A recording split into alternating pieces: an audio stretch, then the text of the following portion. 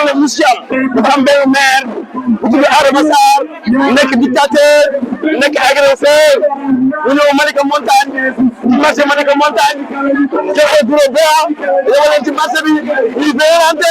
askan bi fa nekk te loolu jaaduwul ñu ko nangu tey duñ ko nangu suba.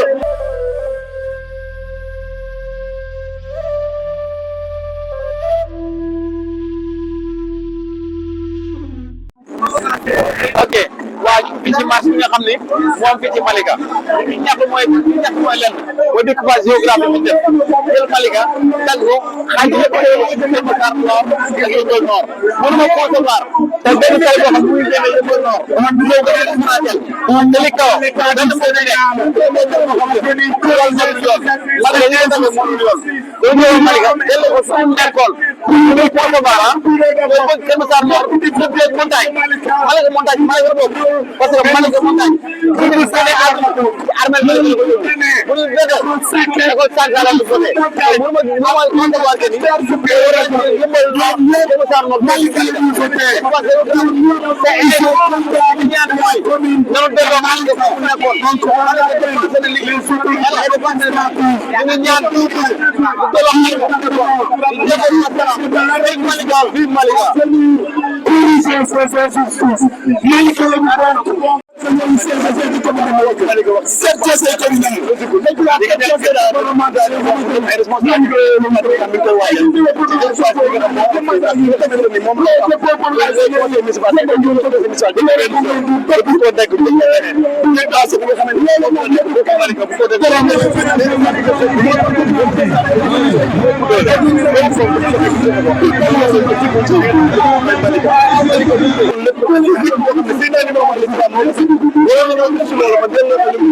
ba bàyyi dëgg ñu ñaan président mu leen compte ci dëkkaat bi muy waajal ba découpage boobu mu delloo si waat Malika li mu moom di ko may ñaan te yaakaar naa ne ak ni mbooloo bi génne am bu ko ñaanee président ñu ko may incha allah parce que nag xool ni nag ci dëkkaat yëpp war na seen Malika te xool leen Malika ñu mun ko kon buñ ko laajee nii war nañu koo jox ndax lu suñ la ci li ñuy laaj te ñu koy xaar président dafa ñu ko incha allah rek moom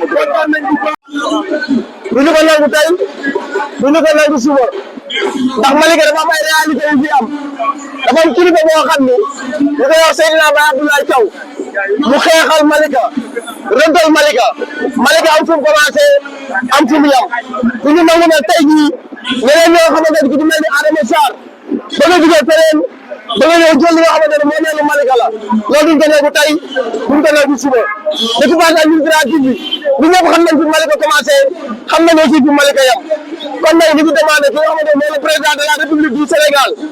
ak gouvernement bi yëpp ñu ñëw saytuwaat li nga xamante ne moom mooy li am Malika ngir yàlla war a suuli Malika moo ne lam dañ ko bàyyi ak ñoom loolu laa amoo ci li may wax comme message merci beaucoup merci encore une fois. waaw salaamaaleykum. bu tekki ko rek ñu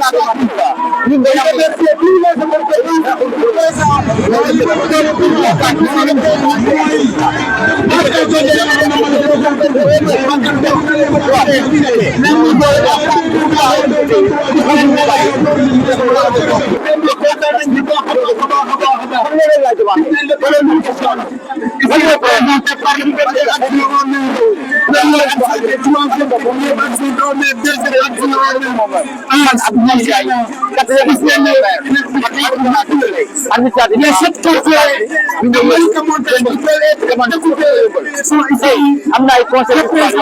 ñu ngi def côté Malika Sud mais loolu état bi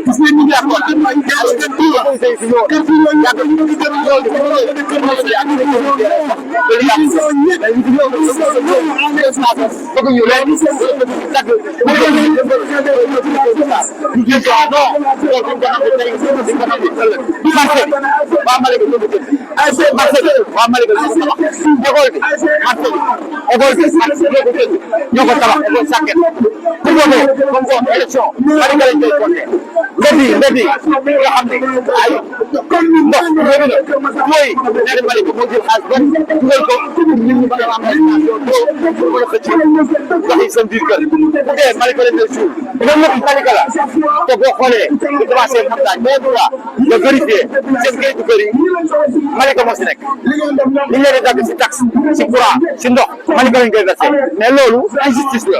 ñoom autorités yi def ñu dara mais dañ fekk injustice boo xam ne mais ngir yàlla nañ taxaw ñu toog ñu waxtaan ñu réglé ko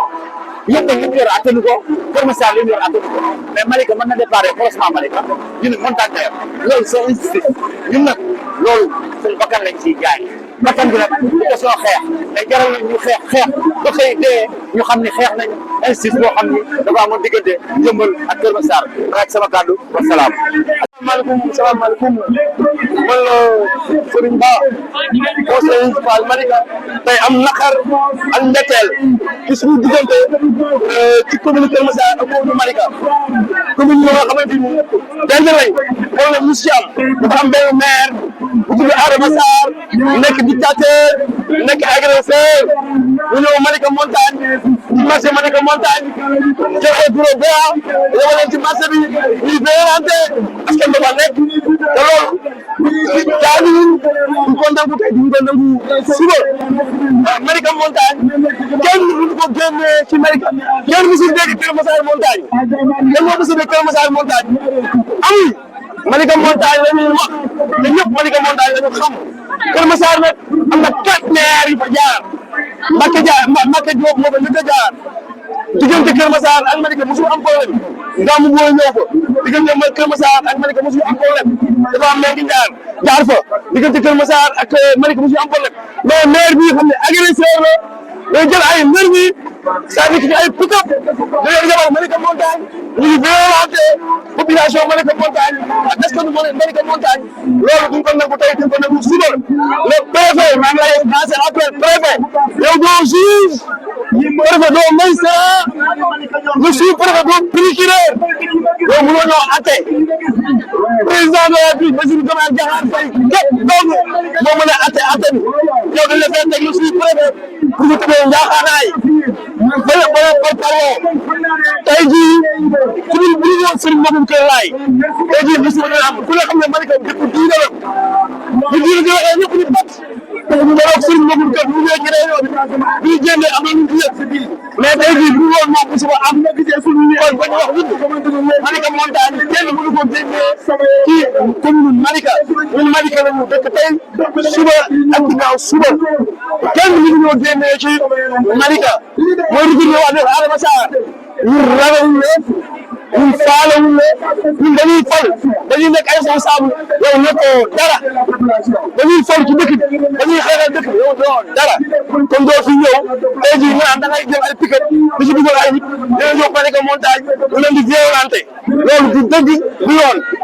te boobu da ngaa nekk ci loolu neex yow Adama Sarr mais nag population Malika montagne ak population Malika ñu ngi taxaw temm nekk benn nit ñu lay xaar nag dañuy amati fa wala bu ñu waaj amati président de la République Bassirou Diomaye Diakhar Faye lii jël ci responsabilité yow képp dong la ñu yaakaar ci ñun di ko dégg ba paas ndax acte 4 ñu ngi ciy waxtaan di ciy réunion lépp luy injustice tey jii war a tàmbale rek ci acte 4 maa ngi gërëm ñëpp di sant ñëpp di wax jërë ngeen jëf. donc tey dañoo am lu naqari ñu wax Malika montagne parce que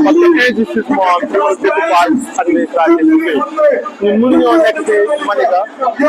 école bi ñu nekk nga xamante ne suñuy papa ak suñuy maam ñoo ko fi def c'était en 1994-95 découpage bi ñëw découpage administratif pour des raisons politiques tax ñëw bu bëgg kaa changé bëgg kaa yóbbu Kër Massar Nord ñu ne ñu population bi duñ nangu lool nous disons non duñ nangu lool tey duñ ko nangu suba ñu ne Adama Sarr mi nga xamante ne moom mooy nekk maire Kër Massar Nord bàyyi ba dernier moment mu ñëw ci marché bi fekk fi suñu maire yi fekk fi yëpp dóor maire yi dóor ñi fi nekk yëpp pour lan pour ay juuti loolu nag la ñuy bañ tant que nag ñun suñuy vote yi mi ngi jëm Malika tant que nag ñun suñu askan yëpp ñu ngi jëm Malika ñun population Malika lañ jëm tey wala lañ jëm suba bu fi benn commune ñëw nag naan da ngay laaj juuti wala da ngay laaj dara pour une commune de Malika merci beaucoup ñu ngi leen di ziar bu baax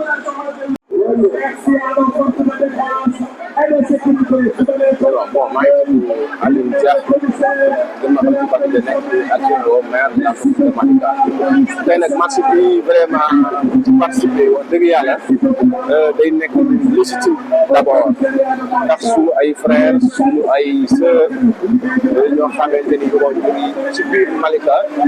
depuis 1996 wala 98 découpage am fi jàpp ni ñii itam ci population Malika lañ bokk tey li ko foo ko doon tudd mën na nekk ci 9 quartiers yoo xamante ni Malika montagne lañ bokk 9 quartiers yooyu 12 conseils municipaux di fa yeewoo sur 56 conseils municipaux quartier yooyu ñu wax tamit marché Malika marché montagne am fa mairie Malika moo ko fa defar case de santé am fa mairie Malika moo ko fa defar tey ASC yi fa nekk muy ñaari ASC yi at mu jot mairie Malika moo leen di jox subvention acteurs communautaires association des parents d'élèves yu nekk ci école yooyu école yi fa yàq mairie Malika mooy taxaw inondation bu jotee mairie Malika mooy taxaw donc tey ñu gis ni kat am na une décision bu ñëw bëgg leen a jël yóbbu leen feneen dañu jàpp ni légitimement ñu Malika lañ bokk mais légalement aussi Malika lañ bokk ndax lu tax légalement Malika lañ bokk l'État ne doit pas se dire am nañ ay këyit yoo xamante ne état moo approuvé ay délibération yoo xamante ne conseil municipal Malika moo ko def nekk ay investissement ñu investir ko fii ñuy wax en question depuis boobu ba tey tamit texte yi nga xamante ne ci lañuy sukkandiku bi si jiit bi 96 745 découpage bi dafa leer naañ te découpage boobu ñu dañu jàpp ni bu ñu kenn laalaatu ko ndax découpage bi bees mooy la départementalisation de Kër Massar tey bi ñu décret boobu ñëwee muy 687 2021 départementalisé 688 tudd frontières yi tudd quartier yi foofu boo demee ci cartographie bi ñetti communes yi la ñëwaat muy Kër Massar Nord Kër Massar Sud ak Jaxaay li tax mu ñëw Kër Massar Nord ak Kër Massar Sud mooy Kër Massar dañ ko scindé en deux bi ñu def ko nord bi ñu def ko sud li tax mu ñëwaat ci Jaxaay commune bu bees la biir Kër Massar donc lan moo tax laalul Yeumbeul Nord lan moo tax laalul Yeumbeul Sud lan moo tax laalul Malika ce qui veut dire que décret 745 96 bi moo réglé problème boobu donc ñun tamit dañuy jàpp ni sur le plan légal fii nga xamante ne tey moo waral bis bi askan wi yëpp génn manifesté ko dañu jàpp ni ci Malika la bokk li ñuy ñaan nag mooy l'occasion est là parce que acte 4 ci lañ jëm acte 4 bu ñu ko waxee acte 3 def na ay jéego yu mag a mag a mag mais li ñuy gën a xaar ci acte 4 mooy régler les incohérences territoriales yi nga xamante ne am na ci département Kër Massar ak ci Sénégal am fépp ñu ngi sant ñëpp di gërëm ñëpp gërëm les Malikois parce que tey gis nañ ñëpp amul kenn ku naan représentativité politique yëpp ñu ngi fi borom ndombal tànk yi ñëpp ñu ngi fi chef de village chef de quartier bàjjee na ko kenn desul ñu nag day wane ni c'est une cause noble donc moo tax population bi wane seen engagement seen détermination jërëjëf. Alors, merci beaucoup. Donc, je voudrais commencer d'abord par me présenter. Alors, moi, c'est Mohamedou Abdoulaye Ba, plus connu sous le nom de Ahmed Ba. Je suis le président du collectif Malika La Bok. Alors, nous avons organisé cette marche d'aujourd'hui pour venir déposer auprès du sous-préfet un mémorandum que j'ai l'honneur de vous faire le résumé. Monsieur le sous-préfet, l'association des habitants de Malika Montagne, Malika La Bok, a été créée par les habitants de la localité pour œuvrer pour la correction du découpage administratif du département de Kër Massar, principalement pour le rattachement de Malika Montagne à la commune de Malika. La situation administrative actuelle de Malika Montagne mérite une attention particulière des autorités au regard de l'attachement de la population à la commune de Malika. En effet, la quasi-totalité de cette population vote à Malika, avec l'un des 3 centres de vote qui est installé en son sein. Sur les 56 conseils municipaux que compte la commune de Malika, les 16 habitent à Malika Montagne. Les Badjanogor, les relais communautaires, les OCB travaillent tous pour le développement de la commune de Malika. Sur le plan sportif, les 2 associations sportives et culturelles, à savoir l'ASC PASTEF et l'ASC Daradi, compétissent à la zone de Malika et reçoivent annuellement leurs subventions de cette commune. Cette situation de fait met la zone de Malika Montagne dans une situation inconfortable. Nous nous trouvons entre le marteau de la commune de Keur Massar Nord qui nous refuse toute action de développement car nous votons à Malika et l'enclume de la commune de Malika qui est prudente puisque cette zone ne dépend pas administrativement d'elle. Nous sommes ainsi une population lésée et laissée à elle-même. L'insécurité gagne de plus en plus du terrain dans nos quartiers à cause de l'absence de lumière, mais aussi et surtout d'un problème de zone de compétence entre la police de Malika et la gendarmerie de Keur Massar Nord. Une autre incongruité, monsieur le sous-préfet, à signaler, c'est que la commune de Malika compte officiellement 36 quartiers, dont nos différents quartiers, nos 7 différents quartiers. Alors que la commune de Keur Massar Nord compte 109 quartiers, sans nos différents quartiers. La démarche entreprise par l'association des habitants de Malika Montagne se veut responsable, administrative et patriotique. Elle a consisté à solliciter des audiences auprès des autorités de toute la chaîne de commandement. Nous avons démarré par être reçus par le sous-préfet, l'ancien sous-préfet. Ensuite, nous avons eu à être reçus en décembre 2024 par le préfet du département de Keur Massar. Nous avons été même jusqu'à être reçus par le ministre de l'Intérieur à travers son gouverneur des gouverneurs au niveau du ministère de l'Intérieur. Monsieur le sous-préfet, nous avons été reçus également par toutes les autorités religieuses de la commune de Malika. L'association a également invité à faire une pétition que nous sommes en train de réaliser. Et l'objectif, c'est d'avoir 75% de signatures pour toutes les populations de Malika Montagne. Par ailleurs, monsieur le sous-préfet, depuis un mois, nous constatons la présence d'agents de recouvrement de la commune de Keur Massar Nord au niveau du marché de Malika Montagne et dans les cantines au bord de la route pour, dit-on, encaisser de la taxe municipale. Cela a entraîné une résistance de la population et un risque notoire qui est soulevé et qui est avéré de soulèvement de la population. Nous sollicitons auprès de votre haute autorité, monsieur le sous-préfet, l'arrêt de ces recouvrements le plus rapidement possible, en attendant de sensibiliser les autorités sur la nécessité absolue de corriger les incohérences du découpage administratif. Voilà, monsieur le sous-préfet, l'économie, en tout cas le résumé du mémorandum qui vous sera déposé incessamment. Je vous remercie. Bon, man Serigne Ba nekk conseil municipal si commune Malika maa ngi rafetlu manifestation bi tey am population Malika Montagne génn ci découpage bi nga xamante ni mooy suñu diggante Keur Massar depuis un mois yi ñun waa Malika Montagne dañoo am ay problème chaque guddi ñu ngi def ay réunion ci problème mu découpage bi nag du tey du léegi depuis 1996 la suñu diggante ak Keur Massar ku ne xam na ni Keur Massar am na 4 maires yu fa jaar te maire yi fa 4e maire yi mooy Adama Sarr mais 3 maires yi yëpp bu ñu musaan ñëw bu ñu ci musaan waxtaan ñoom dañuy bàyyi dem nii diggante Keur Massar Malika foofu jàmm rek moo fa xaj jàmm lañ fay bàyyi te duñ ci def leneen waaye léegi nag maire bi tey jii muy Adama Sarr tey problème bi am lépp moom la parce que démb mi ngi ñëw Malika Montagne jël pick-up dugal ci ay nervi ñuy ñëw de violenter population Kër Malika ci marché ba te loolu dëgg du yoon ñëw nañ fii réunion nag wax naa ko si kanam muy dégg loolu dëgg du yoon gis nga ay nit dama jàpp ni état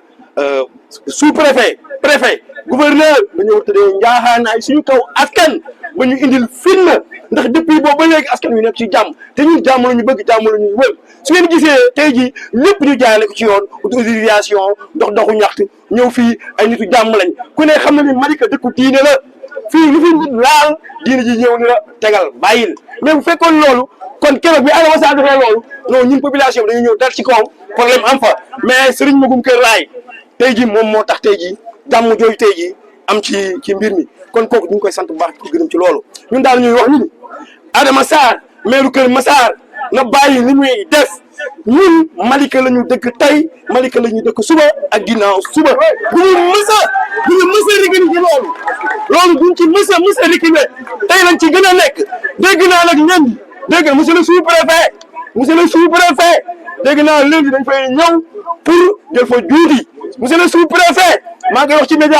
adduna bi yëpp média Sénégal média adduna bi yëpp bis bu fa ñëwee problème bu fa amee jàppal na ñun duñu responsable ñun jàmm la ñu bëgg jàmm la ñu wër monsieur le sous-préfet atu leen ba lundi duñ fa ñëw ñu dañ fay jël xaay préfet yi may wax ni préfet yi ak sous-préfet yi duñu ay juge duñu ay avocat duñu ay magistrat ñun mënuñoo atte président de la république Bassirou Diomaye Diakhar Faye yow képp dong la ñu yaakaar ci lii ak ci cadre bi nga jëm koo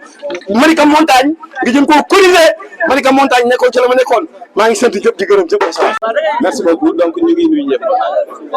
je crois que le mémorandum a été déposé Ahmed Ba def na historique bi ñëwaat na ci lu bëree bëri Serigne Ba ñëw na ci version wolof donc ñun liñ ciy wax dañ koy résumer rek ci lu gàtt parce que message bi leer na nañ fii li ñu fi dajalee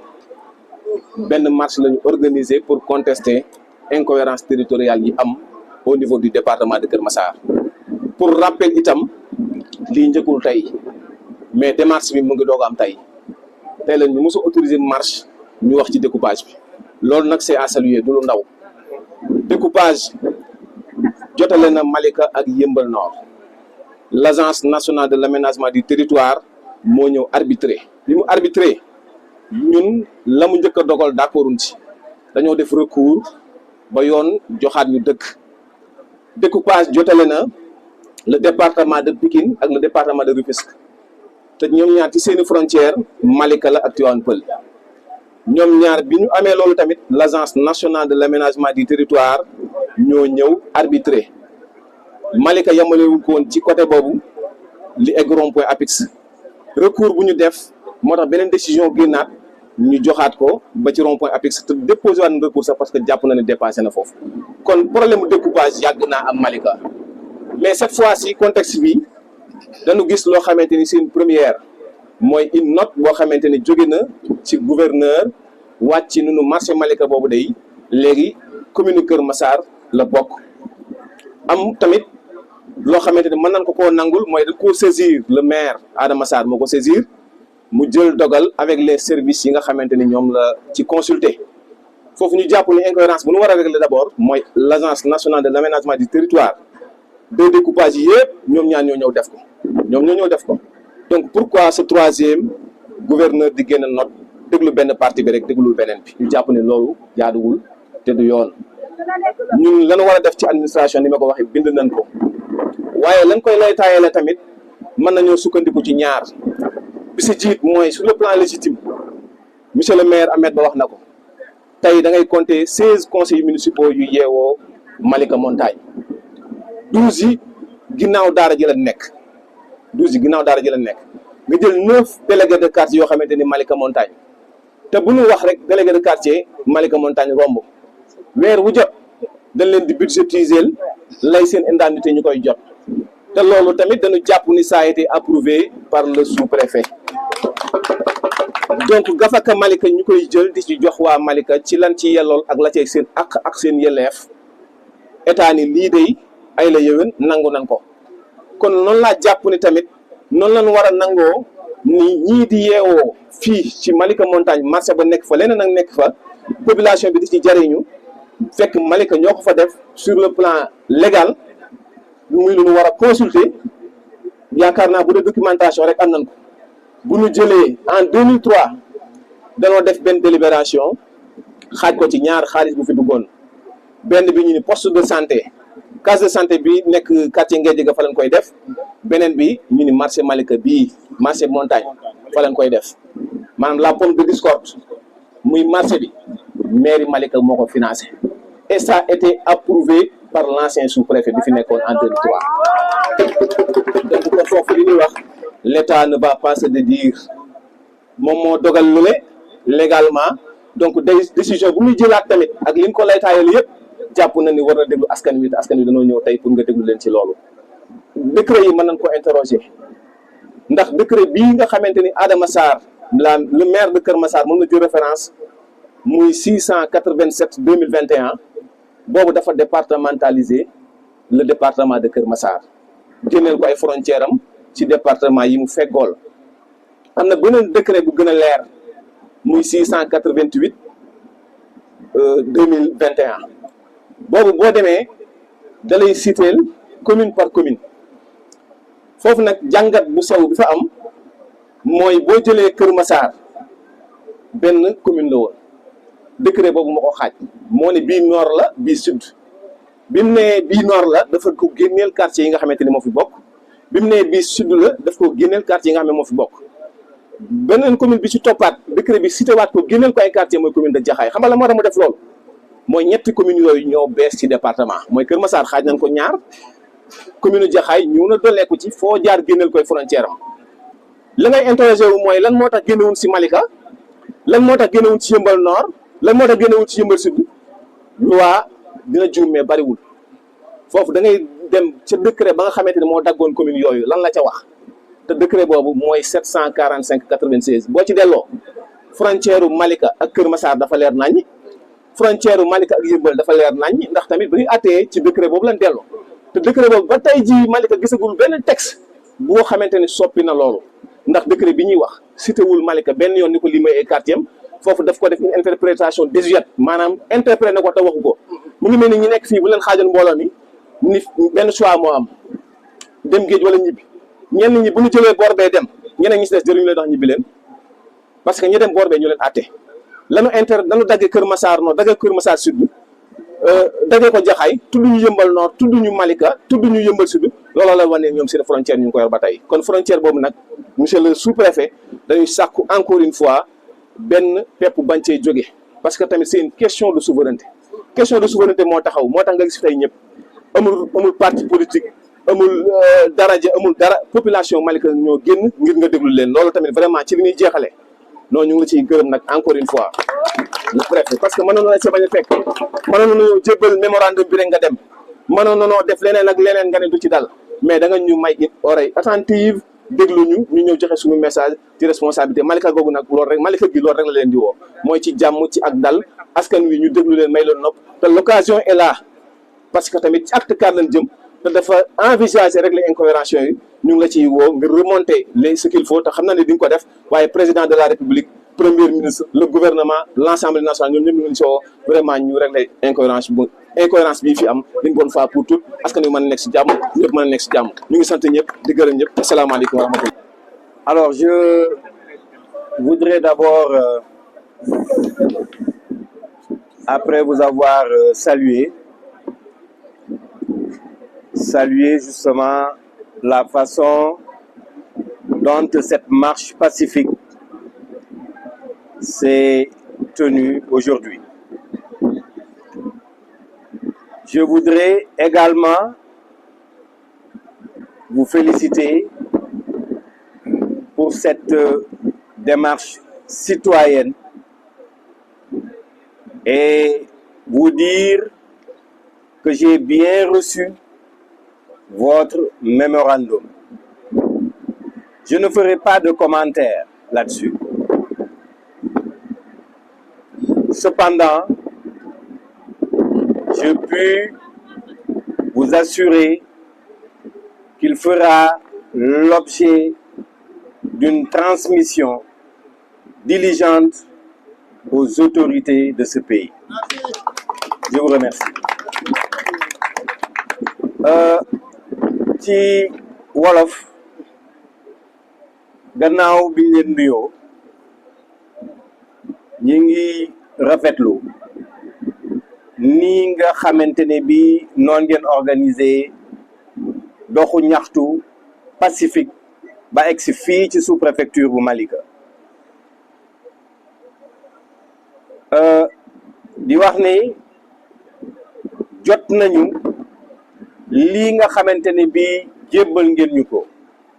muy mémorandum bi ngeen bind pour autorité administrative duma def commentaire ci liñ fi jot a wax ma leen di seedeel tout simplement que ne document bii ngeen ma jox bu soobee yàlla ak yonent bi danañ ko jébbal sunuy kilifa di leen sant di leen gërëm merci beaucoup.